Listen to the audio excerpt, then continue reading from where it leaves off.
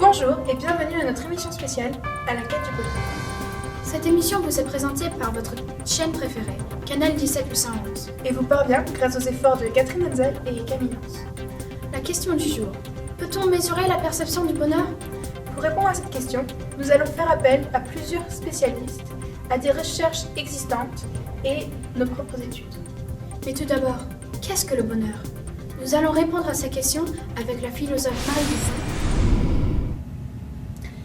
Le Larousse définit le bonheur comme un état de complète satisfaction et de plénitude, et le bien-être comme le fait d'être satisfait dans ses besoins. Mais que pouvez-vous nous dire sur le bonheur ?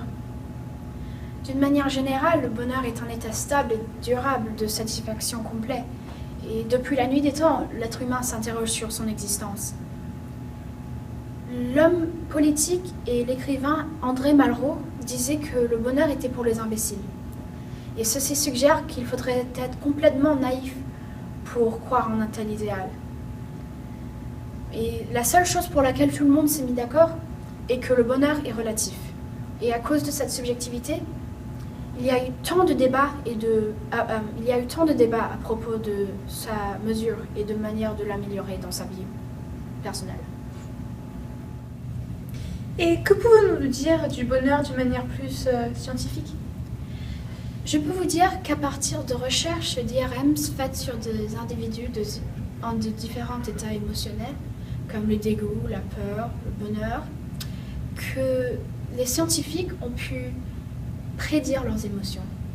Et ils ont pu constater que, même avec les différences psychologiques de chaque personne, qu'il y avait des similarités entre la manière qu'ont été codées leurs émotions. Et ces similarités ont été possibles et vues à travers chaque région du cerveau. Et qu'il y a aussi certains neurotransmetteurs qui codent et sont à l'origine du sentiment du bonheur, comme le dopamine et le sérotonine. Depuis combien de temps êtes-vous à DIS ? J'étais à DIS depuis toujours, dès le maternelle. Je suis à DIS depuis 3 ans et demi. Et est-ce que vous êtes épanoui à l'école ? Pas vraiment, je me trouve les dimanches soirs en disant « Ah, j'ai l'école !» Est-ce que vous êtes épanoui à l'école ? Oui, à peu près. Donc, est-ce que vous ressentez du stress régulièrement ? Oui, et je ressens beaucoup de stress parce qu'il y a beaucoup de projets pour le long terme et c'est difficile à tout gérer en même temps. Ouais. Ressentez-vous du stress régulièrement ? Oui. Et depuis quand ressentez-vous ce stress ? Dès que j'ai commencé le collège. Depuis quand ressentez-vous ce stress ? Depuis que je me suis rendu compte de la sévérité des règles ici à l'école. Et croyez-vous que cela affecte votre bonheur général ? Oui, je me trouve des soirs, j'ai pas le temps pour faire ce que je veux, ou je reste super tard pour faire ce que je veux. Et c'est difficile pour le jour après. Croyez-vous que cela affecte votre bonheur général ? Un petit peu, oui. Parce que dans mon temps libre, il faut que je fasse beaucoup de choses et j'ai du stress. Quelques suggestions pour que l'école s'améliore ?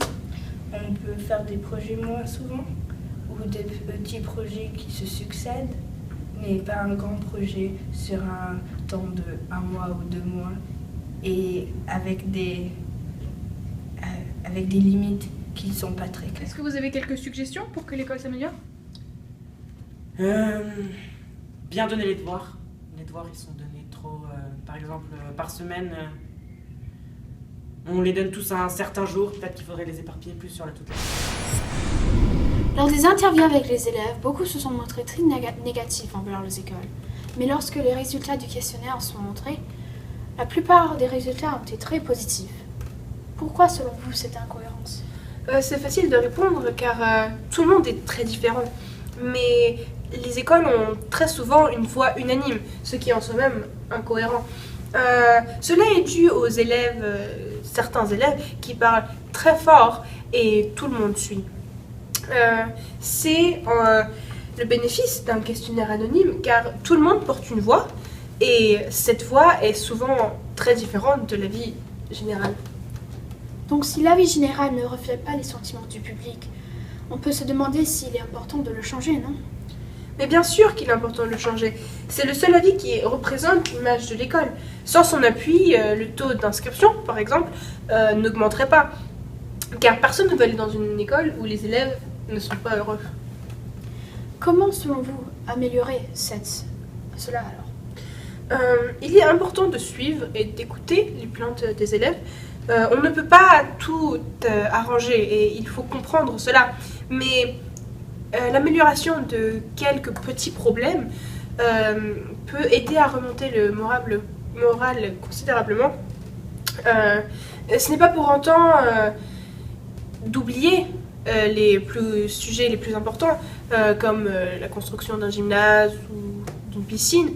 Mais si l'école montre qu'elle a un plan concret et pose des délais, les élèves se sentiront écoutés, entendus et importants, ce qui est les bases du bonheur. Donc on peut dire que les élèves ont une part de responsabilité et doivent devenir acteurs dans ce développement. Bien sûr, car il ne faut pas oublier que les élèves sont les représentants de l'école et c'est eux qui la construisent. Ils doivent mettre en place les différents projets car c'est eux qui les veulent et ils doivent être ensuite approuvés et approfondis par l'administration. Un élève doit apprendre grâce aux responsabilités données, grâce à ces projets et c'est ainsi qu'ils peuvent apprendre. Merci pour vos commentaires et conseils. Et nous revenons maintenant à notre présentatrice. Pour être heureux, il faut s'occuper de sa santé physique et morale. C'est pourquoi il faut manger des aliments riches en tyrosine, comme l'avocat ou la banane, ou même le hareng mariné, pour ne pas stresser et ne pas avoir d'anxiété. Il est aussi nécessaire de faire du sport régulièrement pour sécréter de la dopamine, qui est le neurotransmetteur du bonheur, et de l'endorphine, qui est une opiacée naturelle qui aide à soulager la douleur. C'est pourquoi il faut faire du sport modérément avant d'étudier pour mieux se concentrer et pouvoir mieux étudier. Il ne faut pas oublier que le bonheur est une compétence qui se fortifie et doit être travaillée. C'est pour ça qu'il faut commencer tôt. Les enfants d'aujourd'hui sont les adultes de demain. C'est pour ça qu'ils doivent grandir et se développer pour devenir des adultes heureux et performants. La vérité générale est que l'argent fait le bonheur et que les pays les plus heureux sont les plus riches. Mais cette croyance sera-t-elle bien vraie? Nous pouvons ici voir que les Français sont moins heureux que les Mexicains, même si le Mexique est un pays moins développé. Cela peut être expliqué par le fait que le bonheur d'une nation est directement lié aux liens sociaux et communautaires entre les habitants. En effet, la bienveillance, le bénévolat et la générosité dans une société contribuent à un niveau général de bonheur plus élevé au sein d'une communauté. Nous pouvons aussi observer que l'aide à la communauté au Mexique est plus importante qu'en France, même si le temps réservé au travail y est plus élevé. C'est pourquoi il est préférable d'avoir des mécanismes prosociaux qui aident à élever ce niveau de bienséance du public. Pour améliorer un capital social faible, qui peut être souvent trouvé dans les pays en développement ou en difficulté économique, il faut mettre en place un système d'éducation qui enseignerait les codes de conduite avec des instructions morales. Il faut aussi réduire les inégalités de revenus, d'accès aux soins médicaux et des liens sociaux. Nous pouvons donc conclure que même si les pays les plus riches sont les pays les plus heureux, ce n'est que partiellement grâce à l'argent. En effet, c'est une égalité sociale et économique qui augmente le niveau de confiance au sein d'une communauté.